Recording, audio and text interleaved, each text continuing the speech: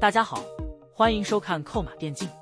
LOL 电竞职业的高薪是众所周知的，一年动辄百万、千万的薪资，是大多数普通人奋斗一辈子都无法企及的。但由于电竞行业对于年龄的要求非常严格，因此和学业会形成冲突，这就导致职业选手素养普遍偏低，脏话张口就来，在 LPL 选手中已经是非常常见的现象了。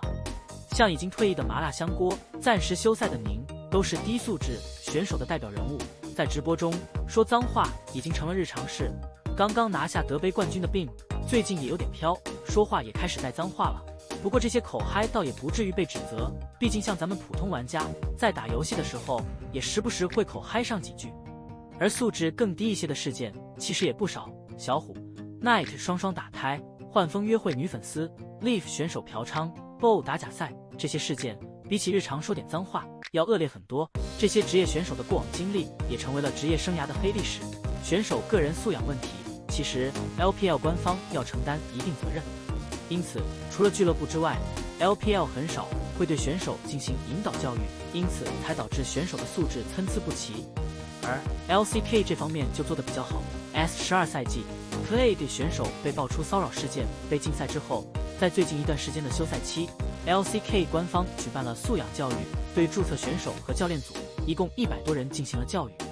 第一课 LCK 针对的就是假赛，在他们看来，操纵假赛这种行为会让联赛陷入存亡危机，所以是绝对不允许的。 LCK 对假赛后果、举报途径都进行科普。第二课则是人权教育， LCK 不希望 Clade 骚扰事件再次发生，因此教导选手此类事件的预防方法以及发生时的行为指南。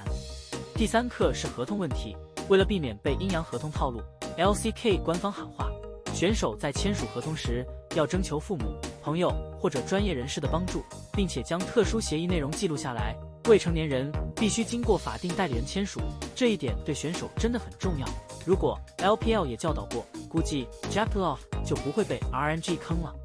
后续的课程里， LCK 官方对采访发言问题也进行了指导，这一点说实话， LPL 真的应该学一学。我们的选手采访动不动就是队友打得好，表现还可以之类的，很少有选手有清晰明朗的逻辑。而在最后， LCK 还讲解了作为公众人物对自身认知以及粉丝互动等问题。最让人钦佩的当属资产管理这一课了。官方喊话选手，为了有效管理资产，选手需要根据年龄确定目标和预算，制定短、中、长期计划，要有认清个人投资能力的意识，从自身素质教育到资产管理。不得不说， LCK 是真的很重视电竞行业，也很为电竞选手们做考虑。对比 LPL， LCK 这次毫无疑问是碾压了，不少观众都自嘲，咱们赛区只有杜蕾斯。 LCK 这些课程几乎 LPL 都有负面案例， BO 操纵假赛， Leaf 选手嫖娼， Jackaloff 被 RNG 意向合同坑钱，解说长毛骂观众，电竞墨菲特麻辣香锅，投资把资产完没，都是 LPL 赛区很经典的事件啊。LCK 如此严格的管理下，出现负面问题的选手确实比较少。当然 LPL 大部分选手其实也没有什么问题，职业素养这一块被少数人拉低了，但引导教育选手这一点确实应该好好做一下，毕竟这么多年有黑历史的选手也不在少数了。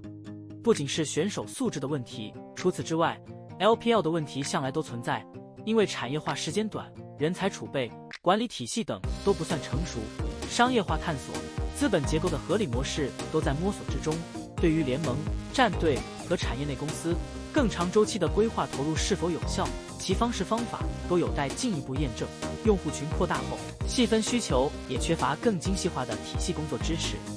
这些都是随着联盟发展至今都还在面对，但也很难一蹴而就找到锦囊马上解决的问题。学习传统体育、管理营销、品牌、传播、资本化等的成熟经验，一步一步向前走，是这几年走过的路。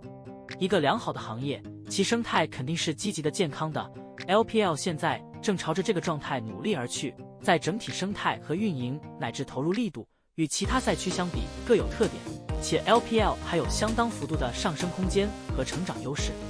目前的 LPL 还没做到整体化的优点突出，发展均衡，联盟已基本度过求生存阶段，而在求发展的阶段艰难摸索。这条路虽然有参考，但真正的路只能一步一步摸索。最大的问题是，发展往往是螺旋上升，甚至有倒退和反复。生态建设也不能一蹴而就。希望 LPL 能够重视起对选手的培养，不仅包括对选手实力，更要加强对选手个人综合素质的培养。好了，以上就是本期的全部内容。你们觉得 LPL 与 LCK 最大的不同在哪呢？大家有什么想说的，欢迎在下面的评论区交流讨论，我会去挨个查看。感谢老爷收看，欢迎点击订阅，我们下期再见。